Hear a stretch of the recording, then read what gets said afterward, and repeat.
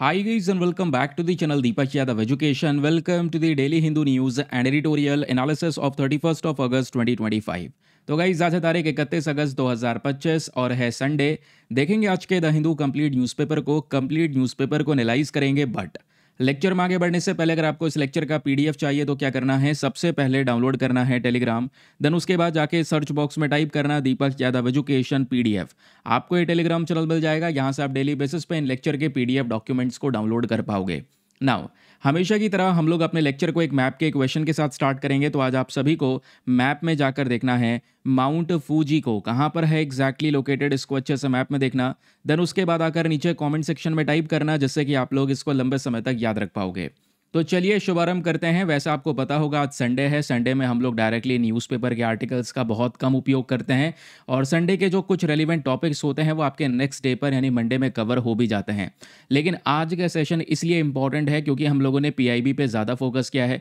कई बार क्या होता है, बहुत सारी गवर्नमेंट स्कीम्स होती हैं जो हमारे न्यूज़पेपर में कम कवर हो पाती हैं, लेकिन वो सरकारी डेटा के माध्यम से हमारे पास में सारा डेटा है तो सही, लेकिन हम उसको पढ़ना भूल जाते हैं। तो संडे का जो दिन है उसको हम बहुत ज़्यादा यूजफुल बनाते हैं डिफरेंट सोर्सेज के इंपॉर्टेंट आर्टिकल्स को कवर करके। तो दोस्तों यहाँ पर वीडियो में बने रहिएगा क्योंकि आज का सेशन आपके लिए बहुत ज़्यादा काम का होने वाला है। क्योंकि आज मैं बहुत सारी गवर्नमेंट स्कीम डिस्कस करूँगा, कुछ एनवायरमेंट के टॉपिक हैं उनको भी हम लोग आज सेशन में कवर करने वाले हैं। ठीक है, आगे बढ़ने से पहले मेक श्योर करें जितने भी लोग पहली बार चैनल पर अपने साथ में जुड़े हैं चैनल को सब्सक्राइब करके रखें, क्योंकि ये जो वीडियो है ये लेक्चर डेली बेसिस पे मॉर्निंग में सुबह 7 बजे लाइव हो जाता है, लेकिन संडे में थोड़ा डिले से रहता है। तो दोस्तों यहाँ पे डेली बेसिस पे मॉर्निंग में 7 बजे सेशन में जुड़ने के लिए रेडी रहा करो। कल भी हम सुबह 7 बजे मिलेंगे एक धमाकेदार सेशन के साथ में, जहाँ पे आप अपने करंट अफेयर्स के लिए सभी चीज़ें एक ही जगह पे पा पाएंगे। ऐसा नहीं है कि यहाँ पर अलग अलग से ये जगह मुझे अलग आर्टिकल अलग पढ़ना है, ये सेशन अलग करना है, कुछ नहीं, सभी चीज़ें एक ही जगह पर आपको यहाँ पर मिल जाती हैं। Now let's get started. सबसे पहला जो आर्टिकल होने वाला है दोस्तों ये हमारा इंडियन एक्सप्रेस का है और एक्सप्लेनर सेक्शन में ये आर्टिकल पब्लिश हुआ था। ये आपके सामने पूरा सोर्स नज़र आ रहा होगा। एक्चुअली में बात हो रही है बर्मीज़ पाइथन के बारे में। तो बर्मीज़ पाइथन नाम इसका थोड़ा बहुत ऐसा दिख रहा है कि ये बर्मा यानी म्यांमार से रिलेटेड है, साउथ ईस्ट एशिया से रिलेटेड है। ये बिल्कुल आप सही सोच रहे हैं। ये जो बर्मीज़ पाइथन है इंडिया, साउथ ईस्ट एशिया, इन सब कंट्रीज़ के अंदर में पाया जाता है। लेकिन ये जो बर्मीज़ पाइथन है इसको एज अ पेट पालने के तौर पर अमेरिका ले जाया गया था बहुत पहले। लेकिन आज फ्लोरिडा में ये बर्मीज़ पाइथन एक बड़ी प्रॉब्लम बन चुका है, क्योंकि इस पाइथन के ऊपर कोई प्रीडेटर नहीं है। मतलब इस पाइथन की पॉपुलेशन को कोई कंट्रोल कर सके ऐसा इसके ऊपर कोई दूसरा जानवर नहीं है। समझ गए? तो यानी ये पूरी तरह से रूल कर रहा है। छोटे मोटे एनिमल्स को यहाँ पर ये बर्मीज़ पाइथन छोड़ता नहीं है। तो फ्लोरिडा में ये जो पाइथन है ये अजगर एक समस्या बनता चले जा रहा है। तो उसको कैप्चर करने के लिए दोस्तों फ्लोरिडा में क्या इस्तेमाल किया जा रहा है, रोबोट रैबिट्स। ये आप देख पा रहे होगे, ये एक ऐसा रैबिट, ऐसा खरगोश है जो बेसिकली रोबोटिक है। ये रोबोट के फॉर्म में है, ऐसा खरगोश यहाँ पे बनाया गया है ताकि ये पाइथन्स को ज़्यादा से ज़्यादा कैप्चर किया जा सके, पकड़ा जा सके, पकड़ के इनको एक जगह पे स्टोर किया जा सके। इसलिए दोस्तों यूएसए के अंदर में आज ये सारे इनिशिएटिव चलाए जा रहे हैं, रोबोटिक रैबिट्स का इस्तेमाल किया जा रहा है। दैट इज़ वाई ये जो बर्मीज़ पाइथन है वो न्यूज़ में बन चुका है। अब ऑब्वियसली देखो यूएसए के अंदर में ये बर्मीज़ पाइथन नहीं पाए जाते थे, इसको ये बाद में इंट्रोड्यूस करते हैं अमेरिका में। आज अमेरिका के लिए बड़ी समस्या बन गया। तो दोस्तों ये कौन सी प्रकार की कैटेगरी बन जाती है, इन्वेजिव स्पीशी की कैटेगरी बन जाती है ना। इन्वेजिव स्पीशी आपको पता होगा कि वो पर्टिकुलर जानवर या वो पर्टिकुलर प्लांट की स्पीशी जो हमारे देश में बिलोंग नहीं करती है, हम बाहर से लेकर आए थे, लेकिन आज वो हमारे लिए ही समस्या बन जाती है, तो उसको हम लोग इन्वेजिव स्पीशी का नाम देते हैं। तो ये यूएसए के लिए इन्वेजिव स्पीशी बन चुका है, ध्यान रखिए। ये तो हो गया दोस्तों हमारा न्यूज़ कवर की जो खबरों में चल रहा है। एग्जाम में वो आपसे नहीं पूछा जाएगा। अगर आप प्रीवियस ईयर क्वेश्चंस को एनालाइज करते हैं तो कोबरा वगैरह के बारे में कुछ क्वेश्चंस बन चुके हैं, तो आपको बर्मीज़ पाइथन के बारे में पढ़कर जाना होगा, क्योंकि प्रश्न बनेगा तो यहीं से बनेगा।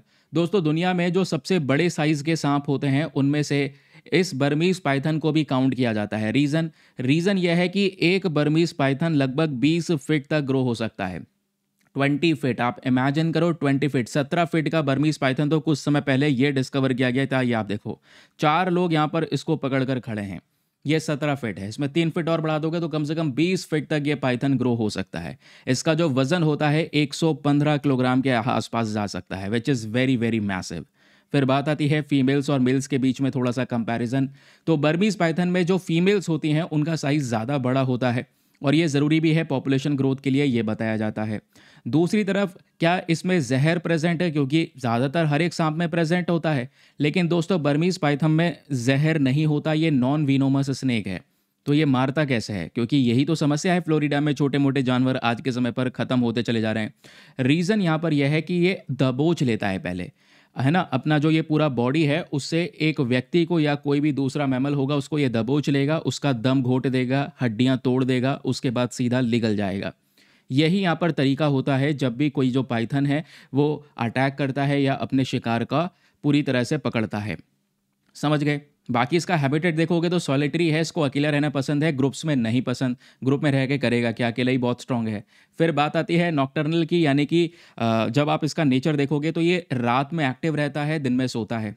ठीक है। बाकी कई बार बताया जाता है कि जैसे बहुत सारे पाइथन होते हैं ना जो अंडर वाटर स्विम नहीं कर सकते, पानी के अंदर स्विम नहीं कर सकते, ये एक्सीलेंट स्विमर भी हैं।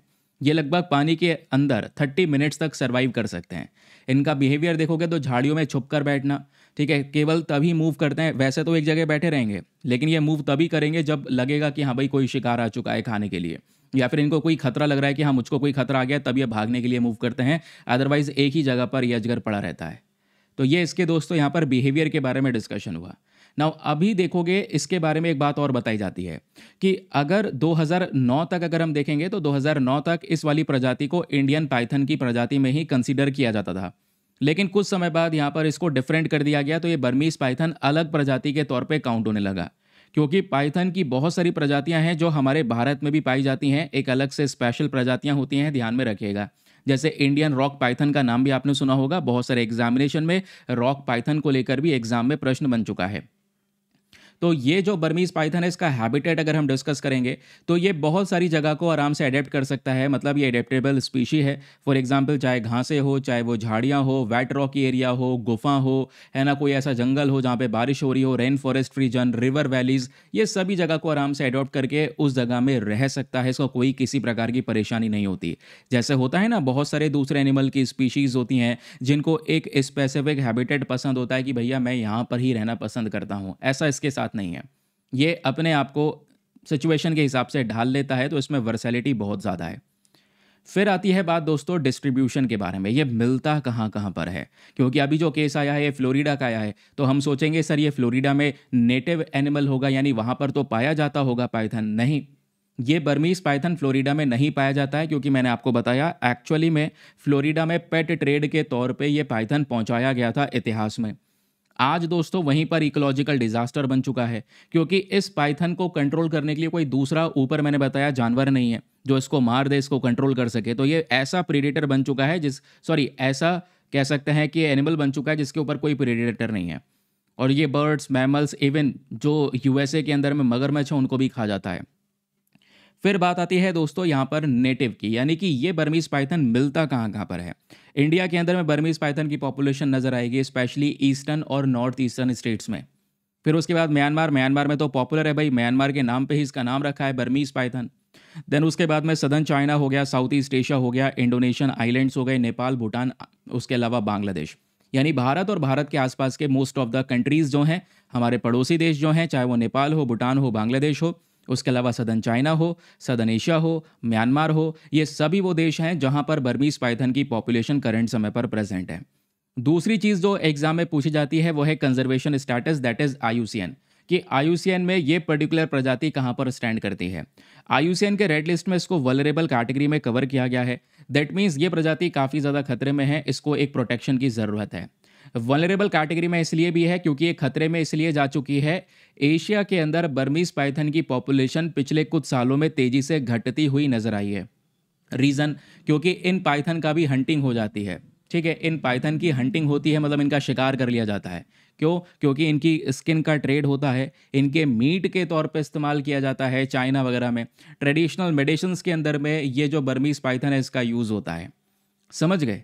तो आई होप आपको ये क्लैरिटी मिल चुकी है। इसमें 2-3 बातें जो याद रखनी है, सबसे पहले बर्मीज पाइथन का बिहेवियर याद रखना, उसका हैबिटेट याद रखना, कहाँ कहाँ पर मिलता है, and third one is IUCN status, कि IUCN में ये वल्नरेबल कैटेगरी में है। यही 3 चीज़ें होंगी जहाँ से एग्जाम में प्रश्न बन सकता है, अदरवाइज़ यहाँ से प्रश्न नहीं बनेगा।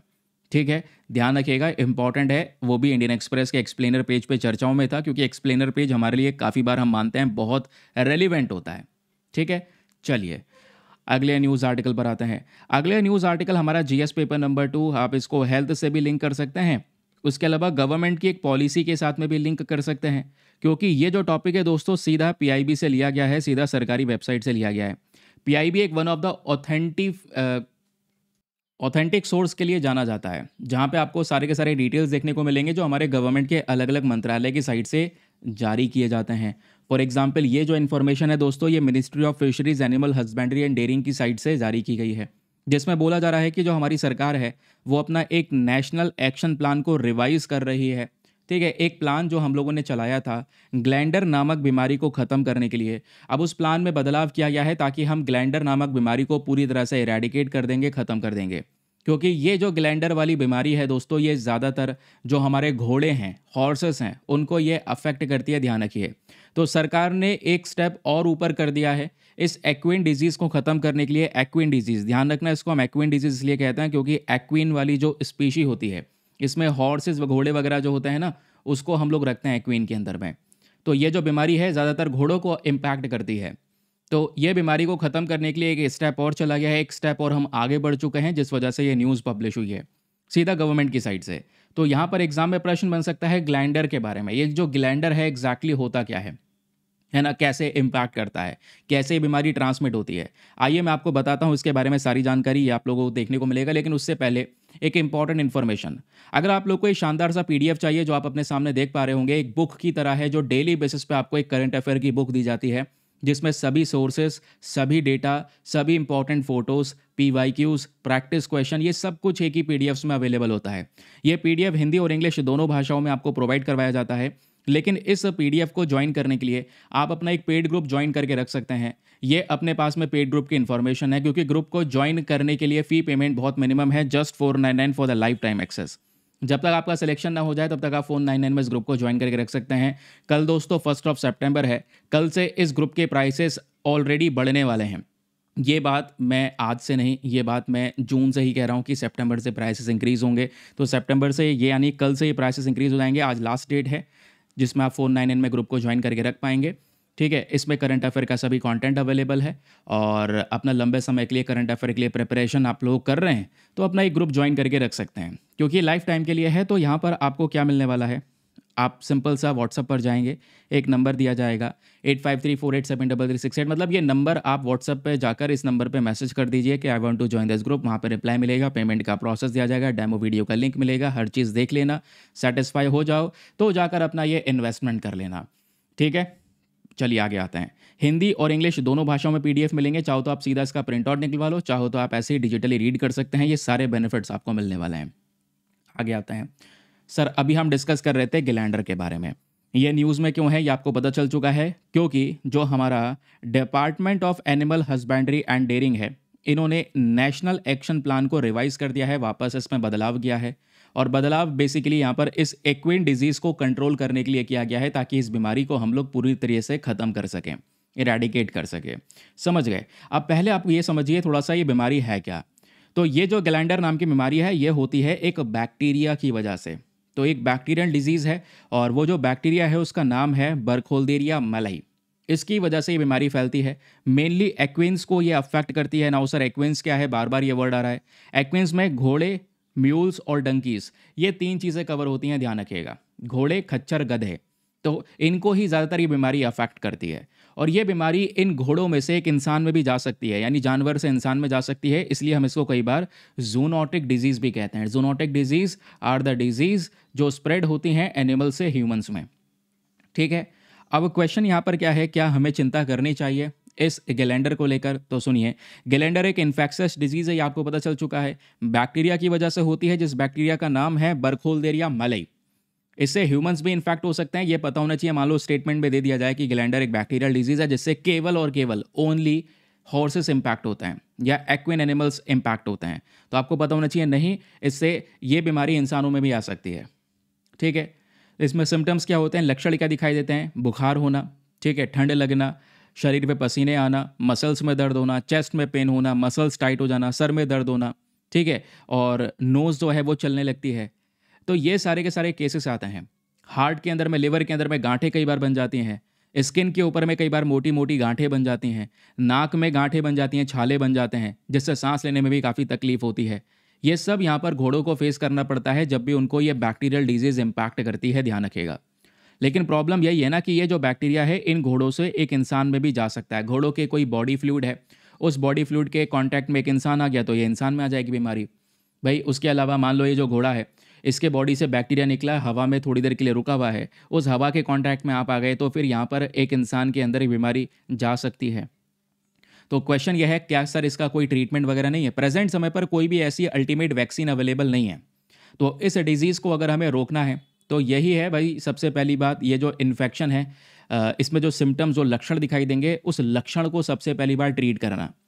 क्योंकि अगर लक्षण हम लोगों ने ट्रीट कर लिए, लक्षण को दूर कर दिया, तो बीमारी ऑटोमेटिक धीरे धीरे करके ख़त्म हो जाएगी। ठीक है सर, लक्षण दिखाई क्या देते हैं ये मैंने आप लोगों को ऑलरेडी बताया। सबसे पहले रेस्पिरेटरी सिस्टम पे इम्पैक्ट होगा। नाक के अंदर में कई बार फोड़े हो जाते हैं, दाने हो जाते हैं या गांठ बन जाती है, जिससे बहुत प्रॉब्लम होती है सांस लेने में। ठीक है, या फिर स्किन फॉर्म्स में, यानी स्किन नड्यूल्स, यानी कि हमारी खाल के ऊपर, स्किन के ऊपर बहुत मोटी मोटी गांठें हो जाती हैं जो बहुत ज़्यादा दर्द देती हैं। तो ये हो गए लक्षण। इसमें क्लिनिकल फॉर्म्स भी हो सकता है, जैसे मैंने आपको बताया नेसल डिस्चार्ज, ठीक है, नाक का बहुत ज़्यादा बहना। उसके अलावा हमारे लंग्स के अंदर में एक गांठ बन जाना, निमोनिया हो जाना, स्किन पे गांठ बन जाना, ये सारे के सारे यहाँ पर इसके सिम्टम्स हैं, ये सारे के सारे लक्षण हैं। ये बीमारी ट्रांसमिट कैसे होती है वो मैंने आपको बता दिया कि भाई ये जो बैक्टीरिया है, यही इन्फेक्टेड बैक्टीरिया अगर एक घोड़े से इंसान में जाएगा तो बीमारी ट्रांसमिट हो सकती है। ठीक है, या फिर कोई इन्फेक्टेड, मान लो कि एक ऐसा घोड़ा है जिसमें बीमारी पाई जाती है और वो इन्फेक्टेड घोड़े का मीट कोई कंज्यूम कर ले कोई इंसान, तो ये बीमारी उसके अंदर जा सकती है, बैक्टीरिया उस व्यक्ति में पहुंच सकता है। सबसे ज़्यादा लोग इम्पैक्टेड वो होंगे जो इन एक्विन्स के बीचों बीच में रहते हैं। मान लो ये गाय कह रहा हूँ, ये घोड़े, खच्चर या फिर आप कह सकते हैं ये डंकी जो है, इनमें अगर ये बीमारी फैलती है, इन जानवरों के साथ में कोई व्यक्ति रहता है, ठीक है, या फिर कह सकते हैं इनके डॉक्टर्स जो होते हैं, ठीक है, या हमारे जो सोल्जर होते हैं, घुड़सवार जो स्पेशली घोड़ों पे चलते हैं, तो उनके लिए रिस्क तो है, थोड़ा ज़्यादा हो जाता है अगर ये बीमारी फैलती है तो। बाकी क्वेश्चन यह है क्या ये बीमारी केवल भारत में पाई जाती है? ऐसा नहीं है दोस्तों, ये बीमारी भारत में फिर भी कम देखने को मिलेगी, लेकिन ज़्यादातर ये केसेस एशिया में, अफ्रीका में, मिडिल ईस्ट, साउथ अमेरिका, यानी लगभग दुनिया भर में ये बीमारी फैली हुई है। ठीक है, ज़्यादातर केसेस यहाँ पर आते रहते हैं। तो इसी के लिए कुछ फ्रेमवर्क्स, कुछ अलग अलग संस्थाएं बनाई गई हैं ताकि इस बीमारी को डील किया जा सके, जिसमें सबसे पहला जो संस्था आपको देखने को मिलेगा वो है world organisation for animal health, जिसको हम पहले OIE के नाम से जानते थे। तो यहाँ पर आप देख पाओगे, बोला जाता है कोई भी केस हो तो उसको इंटरनेशनली रिपोर्ट करना ज़रूरी है ताकि कुछ एक्शंस लिए जा सकें। फिर इंडिया की बात करोगे तो इंडिया ने भी इस ग्लैंडर नामक बीमारी को prevention and control of infectious contagious diseases in animals act, ये 2009 का कानून है, इस कानून के अंदर हम लोगों ने इसको नोटिफाई कर रखा है, ध्यान रखिएगा। बाकी इंडिया अब अपने ही इस प्लान को चेंज करने की कोशिश कर रहा है, और चेंज करने में हमारा मेन पर्पस यह है कि ग्लैंडर नामक बीमारी को पूरी तरह से भारत से ख़त्म कर दिया जाए, इरेडिकेट कर दिया जाए। इसके लिए हमें टेस्टिंग करनी होगी अपने सारे घोड़ों, गधों की। उसके अलावा इन्फेक्टेड एनिमल्स जितने भी होंगे, जो भी जानवर जो इन्फेक्टेड होंगे, जिनमें यह बैक्टीरिया होगा, अगर ट्रीटमेंट नहीं है तो सबसे पहली बात उनको मारना ही पड़ेगा, उनकी कलिंग करना ज़रूरी है, अदरवाइज़ ये बैक्टीरिया फिर ट्रांसमिट होगा, इंसानों में भी पहुंचेगा। ठीक है, अगर ट्रीटमेंट अवेलेबल है तो इससे बेस्ट ऑप्शन कुछ नहीं हो सकता। दूसरी बात, अगर किसी मतलब टेस्टिंग करेंगे तभी तो पता चलेगा ना किन घोड़ों के अंदर में, किन गधों के अंदर में बैक्टीरिया प्रेजेंट है, तो पता चलेगा तो हम इनके मूवमेंट को रिस्ट्रिक्ट कर सकते हैं, मूवमेंट को रोक सकते हैं, इधर उधर आना जाना रोकिए, एक जगह पर इनको क्वारंटीन कर दीजिए। फिर लास्ट में अवेयरनेस कैंपेन चलाने की ज़रूरत है फार्मर्स के बीच में, या फिर जो घोड़ों के ओनर्स हैं, ठीक है, उनके बीच में एक जागरूकता फैलाने की ज़रूरत है कि भाई ऐसे केसेस भी होते हैं, थोड़ा सा ध्यान दीजिएगा। तो व्यक्ति वो है वो सतर्क हो जाएगा, ध्यान रखिए।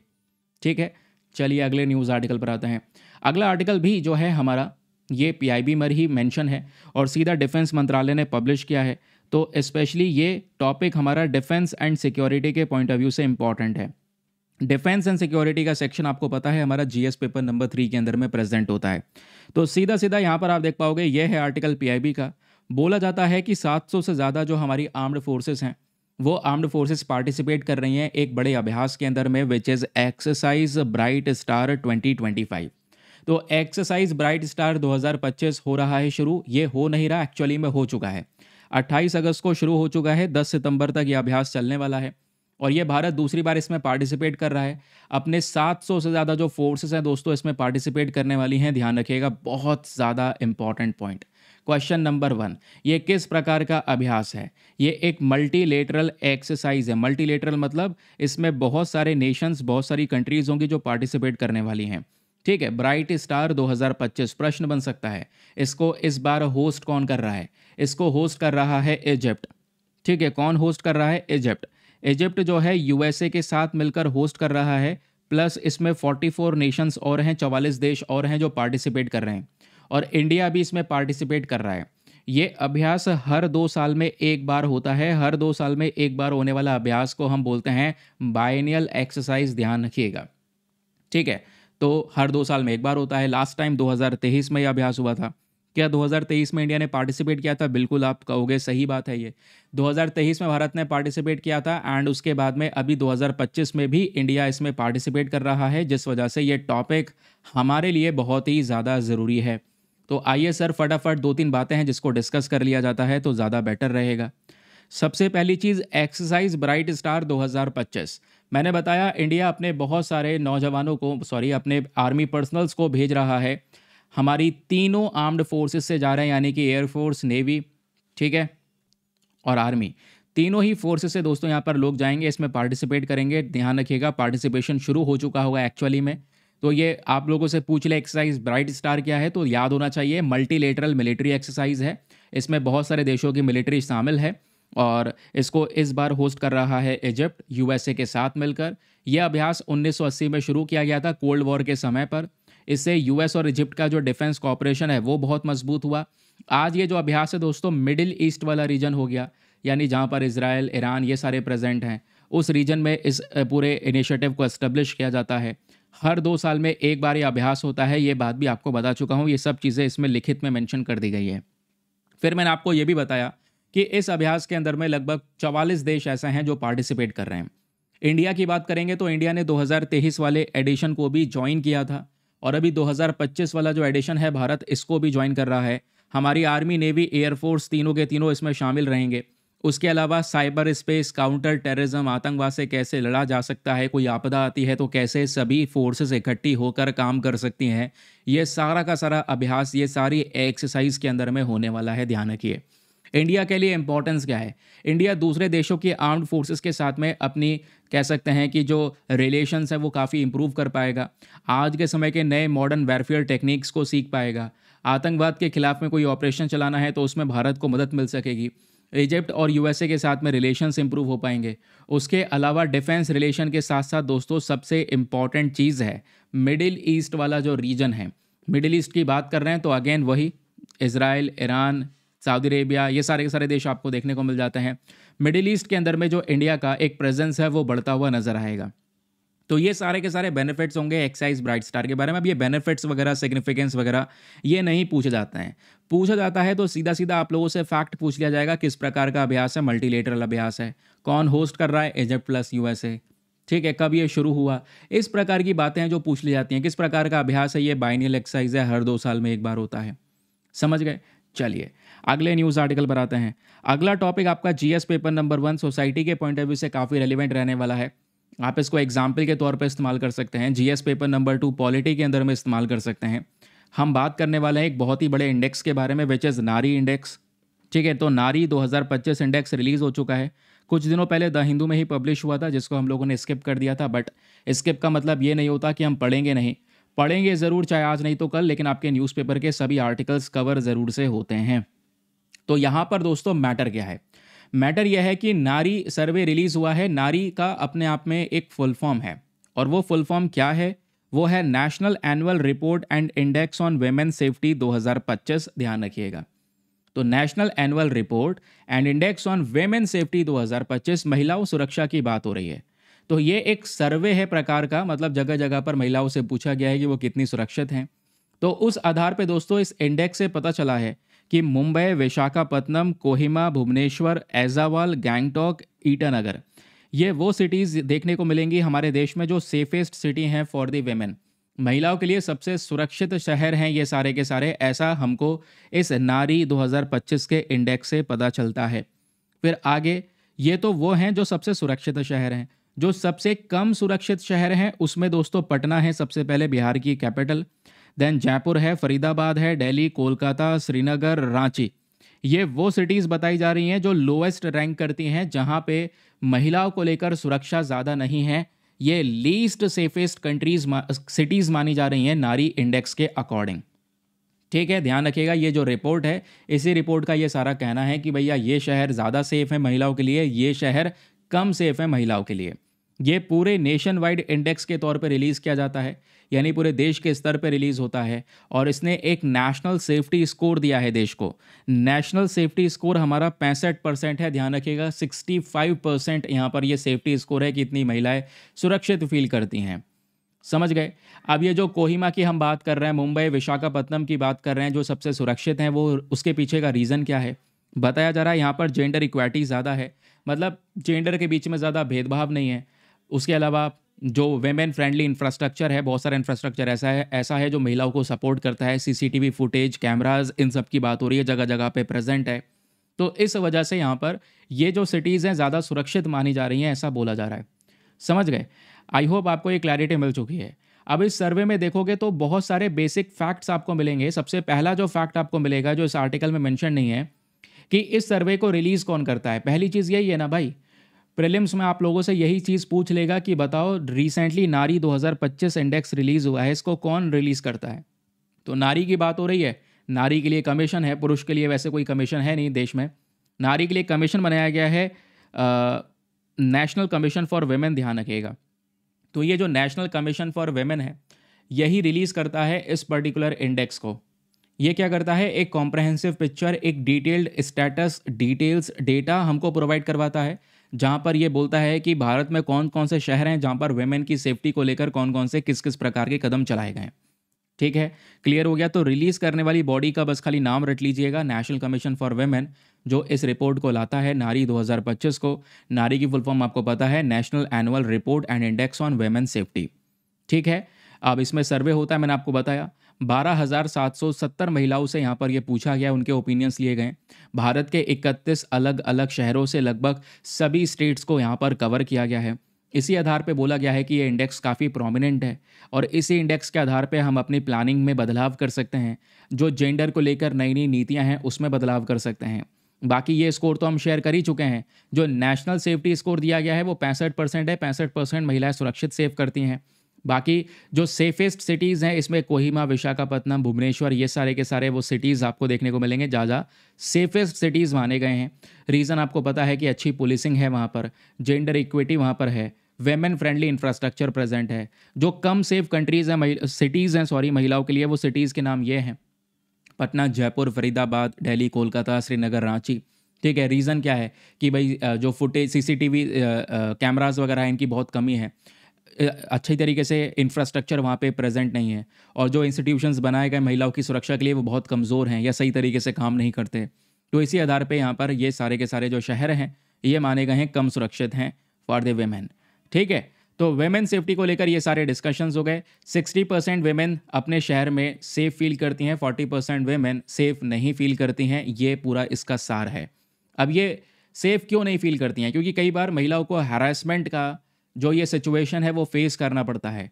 अब हैरासमेंट भी अलग अलग प्रकार से होता है। एक होता है वर्बल हैरासमेंट, कि भाई यहाँ पर जा रही है कोई और महिला, ठीक है, फीमेल, उसके पीछे यहाँ पर कोई कमेंट कर देना। तो 58% यहाँ पर केसेस ऐसे हैं जो वर्बल हैरासमेंट हो रहे हैं। ठीक है, उसके अलावा कुछ फिजिकल हैरासमेंट भी हो रहे हैं। ठीक है, और ये जो हैरासमेंट्स हो रहे हैं या तो अपने आस पड़ोस में हो रहे हैं या किसी ट्रांसपोर्ट के अंदर में हो रहे हैं, यानी कि बस वगैरह में, ट्रेन वगैरह में। तो एक्चुअली में ये दोस्तों फॉर्म्स ऑफ हैरासमेंट बताए गए हैं। ठीक है, इस पूरे नारी 2025 रिपोर्ट के अंदर में। फिर इस रिपोर्ट में एक और कमी यहाँ पर मेंशन की गई है, वो क्या है?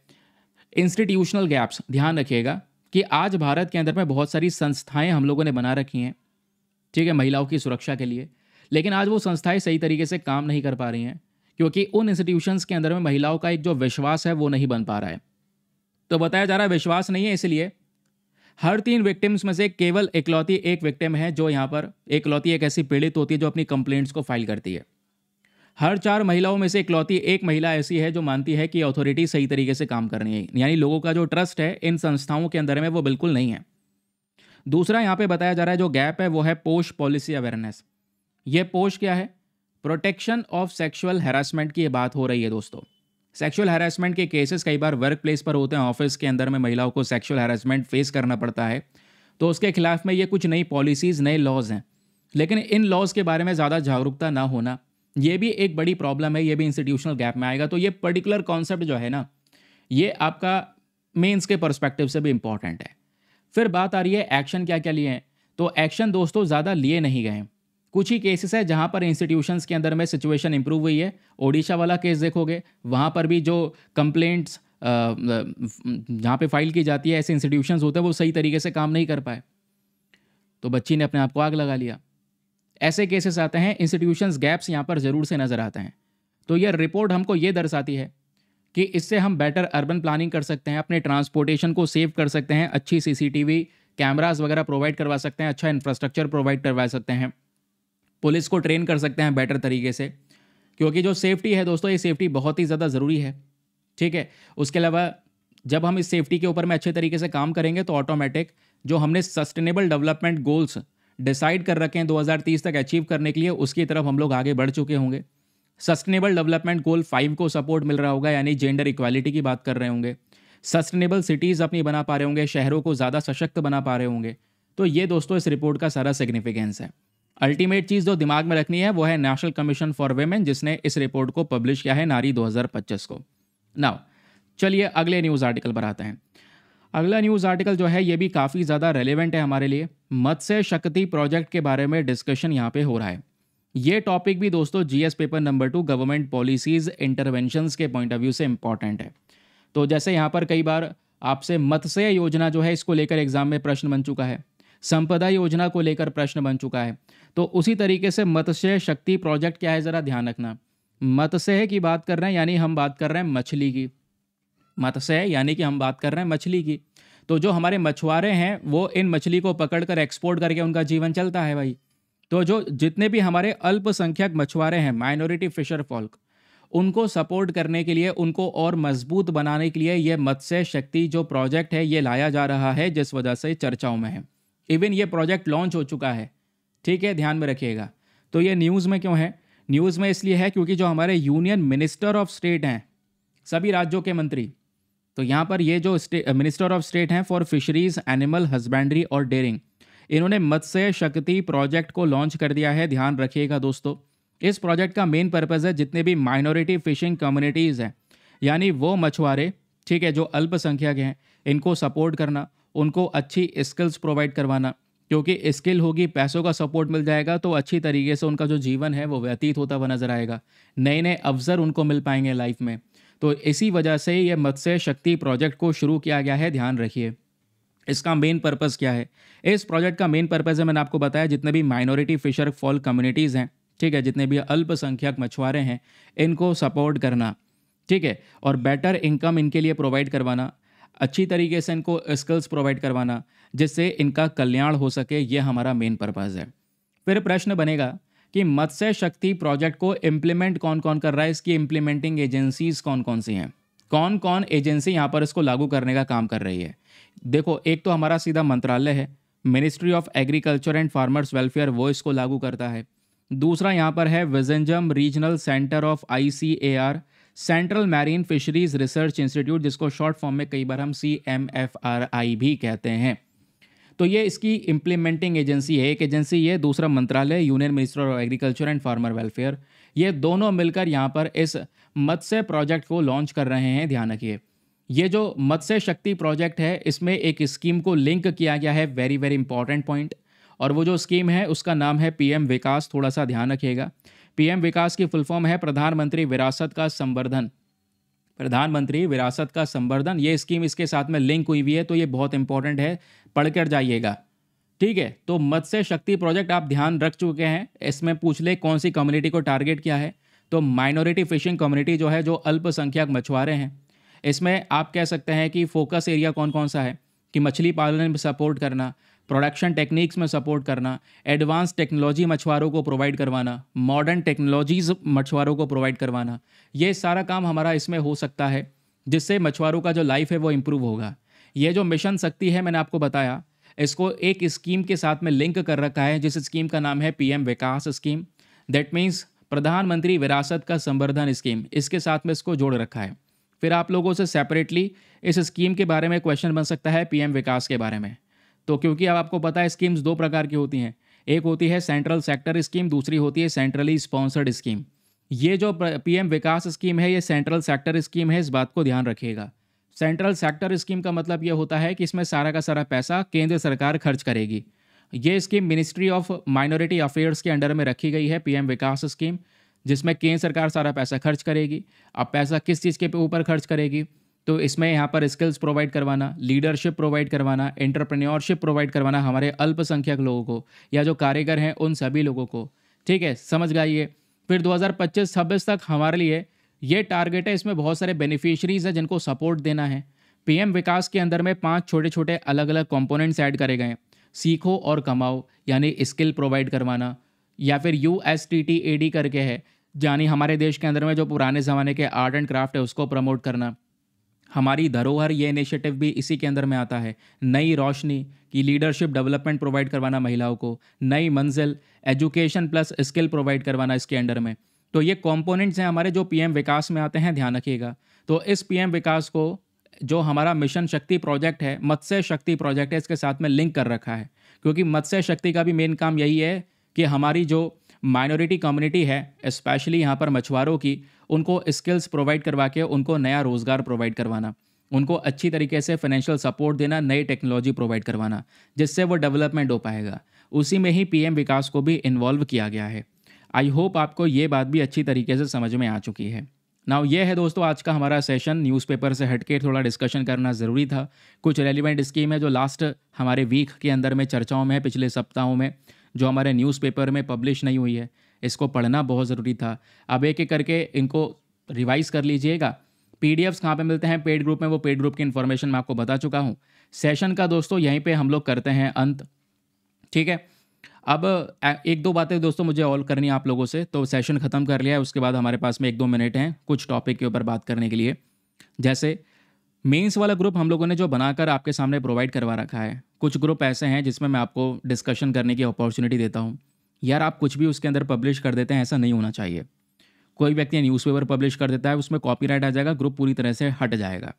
न्यूज़पेपर की वजह से कॉपीराइट के चक्कर में हम कितनी बार फंसे हैं ये आप लोगों को पता होगा। दूसरी बात, कुछ भी उल्टा सीधा यहाँ पे कमेंट कर देना, कुछ भी उल्टा सीधा उसमें लिंक शेयर कर देना, ये बहुत ही ज़्यादा गलत बात है।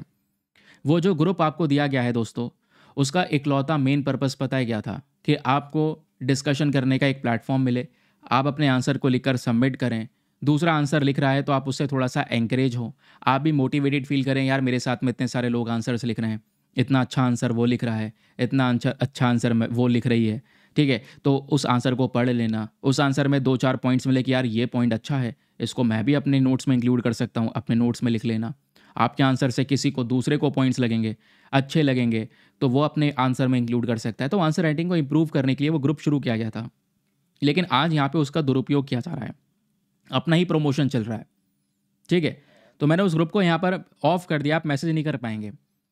मैं सच में जब मॉर्निंग में उठकर देखता हूँ तो लोग रात में भी कुछ भी शेयर कर देते हैं, मतलब अपना प्रमोशन चल रहा है, मेरा ये कोर्स है, मेरा वो कोर्स है, इस वाले ग्रुप को ज्वाइन कर लो, उस ग्रुप को ज्वाइन कर लो, वो सब चीज़ चल रही है, वो आप पर्सनली शेयर कर लो ना। ठीक है यार, ये जो प्लेटफॉर्म बनाया गया है उसका डेकोरम मेंटेन करना बहुत ही ज़्यादा ज़रूरी है। कभी कभी बहुत बुरा भी लगता है कि अब इस तरीके से कंटेंट वहाँ पर शेयर होता है।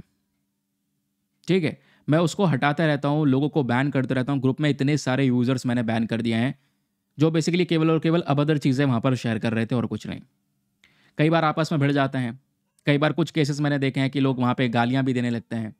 ठीक है, मतलब गाली गलौज भी चल जाती है, कुछ चीज़ें वहाँ पर शेयर होती हैं ऐसी, मैं उसको भी रिमूव कर देता हूँ। फिर वो बैन हो जाता है, इंसान बात वापस फिर आकर मेरे पास में पर्सनली मैसेज करता है, सर मुझको उसमें ऐड कर दो, वापस ऐड कर दो। वो ऐड नहीं होता दोबारा। और याद रखना, जैसे अभी तो यहाँ पर आप मैसेज नहीं कर पाएंगे, फिर जैसे जैसे ये ग्रुप्स ओपन होंगे वापस से, ठीक है, आप मैसेज कर पाएंगे। लेकिन ध्यान रखिएगा कुछ भी फालतू का कंटेंट उसमें शेयर ना हो। आप यार यूपीएससी एस्पिरेंट हैं, आप यहाँ पर किसी ना किसी एग्जाम के लिए प्रिपेयर करने के लिए मेरे साथ में जुड़े हैं और किसी चीज़ के लिए तो जुड़े नहीं होंगे। मैं और कुछ तो प्रोवाइड करवा नहीं रहा हूँ आपको। मैं केवल करंट अफेयर्स आपको पढ़ा रहा हूँ, न्यूज़पेपर एनालिसिस आपको करवा रहा हूँ, एडिटोरियल आपको करवा रहा हूँ। वही चीज़ें तो आप मेरे साथ में पढ़ने आ रहे हैं ना, उन्हीं चीज़ का ज़्यादा से ज़्यादा यूज़ कीजिए। कई बार क्या होता है, मैं बहुत ज़्यादा मतलब एक्सट्रीमली हम लोग मेहनत करके आपके पास में कंटेंट प्रोवाइड करवाते हैं। आपको लगता है कि यहाँ पर यार वीडियो ऐसे ही है, ये है, वो है, फ्री में है, इतना कोई वैल्यूएबल कंटेंट नहीं होगा। लेकिन ये कंटेंट, इस चैनल का कंटेंट बाकी सारे चैनल्स के कंपैरिजन में फिर भी बहुत वैल्यूएबल है। बाकी सभी चैनल्स के कंपैरिजन में सही बता रहा हूँ, क्योंकि यहाँ पर मैं खुद से मेहनत करके खुद कंटेंट प्रोवाइड करवा रहा हूँ, क्योंकि मैं खुद चैनल का ओनर हूँ इस वजह से। दूसरी जगह पे वो चैनल्स के ओनर नहीं है, उन्होंने फैकल्टीज़ को हायर कर रखा है, फैकल्टीज़ पे इतना प्रेशर होता भी नहीं है। उन्होंने कंटेंट प्रिपेयर करना है, लगा देना है, कवर कर देना है, दैट्स इट। उनको सैलरीज मिलनी है, मेरी कोई सैलरी नहीं है, समझ गए? तो मैं अलग से यहाँ पर सेपरेटली यही कोशिश करता हूँ कि कुछ भी इंपॉर्टेंट छूटे ना, और शुरुआत से मेरी यही कोशिश रही है। और आज भी यहाँ पर मैं वही इसलिए हम लोग प्रीलिम्स में कई बार क्वेश्चंस को हिट कर पाते हैं डायरेक्टली। फिर लोग कहते हैं क्वेश्चंस डायरेक्टली यहाँ से हिट हुए हैं, ठीक है। कई सारी जगह पर मैंने देखे हैं, उन्होंने चैनल्स पे वीडियोस वगैरह भी बनाए, ठीक है। उन सबको धन्यवाद जिन्होंने भी सपोर्ट किया है कि हाँ वो क्वेश्चंस किस तरीके से डायरेक्टली हिट होते हैं। लेकिन वो सब करंट अफेयर्स के आधार पर ही होता है। लेकिन मेरे ऊपर भी एक प्रेशर बना रहता है ना कि भाई इतना बड़ा चैनल हम लोगों ने क्रिएट किया है, इतने सारे यूज़र सब्सक्राइबर्स अपने साथ में जुड़े हैं, पेड ग्रुप में इतने सारे मेंबर्स अपने साथ में जुड़ चुके हैं, मैं उनको हाई क्वालिटी कंटेंट दूँ, ठीक है। तो मेरी कोशिश यही रहती है। बाकी ये परेशान मत हुआ करो कि सर ये कंटेंट छूट गया है, ये आर्टिकल छूट गया है, वो आर्टिकल छूट गया। नहीं, जो भी इंपॉर्टेंट है वो आपको मिलेगा, आज नहीं तो कल, कल नहीं तो परसों, लेकिन इंपॉर्टेंट जो भी है वो मिलेगा, वो छूटेगा नहीं। जो सबने कवर किया है वो तो मिलना ही है, अलग से भी जो सबने नहीं कवर किया है जो इंपॉर्टेंट है वो भी मिलेगा, ठीक है। चलिए फिलहाल मिलते हैं आप लोगों से नेक्स्ट वीडियो में। आज के लिए bye bye, have a nice day, thank you and जय हिंद।